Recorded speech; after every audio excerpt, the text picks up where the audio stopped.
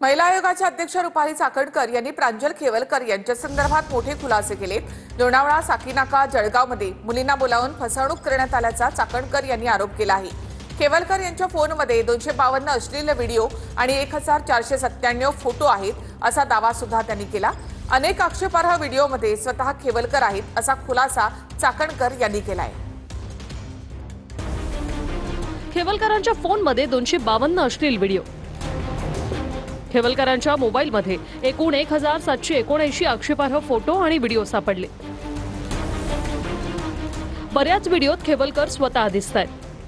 खरं तर या मोबाईलमध्ये जो हिडन फोल्डर होता यामध्ये 252 व्हिडिओ आहेत आणि 1497 फोटो, असे एकूण 1749 फोटो आणि व्हिडिओ आहेत। फोटोमध्ये केवलकर दिसतात का की इंडिव्हिज्युअल मुलींचे फोटो आहेत? म्हणून मी तुम्हाला मगाशी म्हटलं की बऱ्याचशा गोष्टी सांगताना सुद्धा मला संकोच वाटतोय। बऱ्याचशा व्हिडिओमध्ये खेवलकर स्वतः आहे। मुलींवर लैंगिक अत्याचार, मानवी तस्करीची शक्यता आहे। या मुलींसोबत लैंगिक अत्याचार झाल्याचे दिसून येते। काही मध्यस्थांमार्फत खेवलकर यांनी मुली पार्टीसाठी संपर्क करून पाठवल्याचे सुद्धा या चॅटिंगच्या माध्यमातून समोर येते। यामध्ये मोठ्या प्रमाणातली अनैतिक मानवी व्यापार व वाहतुकीच्या अनुषंगाने रॅकेट असण्याची शक्यता नाकारता येत नाही। लोणावळा, साकीनाका, जळगावात मुलींना बोलावत फसवणूक केली।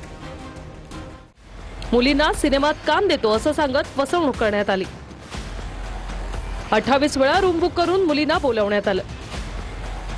प्रांजल खेवलकर याने खराड इथले स्टेबर्ड हॉटेल असेल, गोवा येथील हॉटेल असेल, लोणावळा, साकीनाका आणि जळगाव या ठिकाणी मुलींना बोलवून अशा पद्धतीच्या पार्ट्या केल्याचे निष्पन्न झालेले आहे। यामध्ये आरोपीकडून 28 वेळा रूम बुक करून त्यामधील मुलींना त्या ठिकाणी बोलवलं होतं।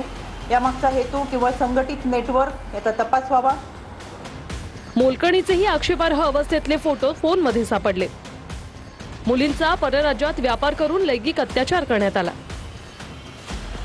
फोनमध्ये महिलांसोबतचं आक्षेपार्ह चॅट सापडलं।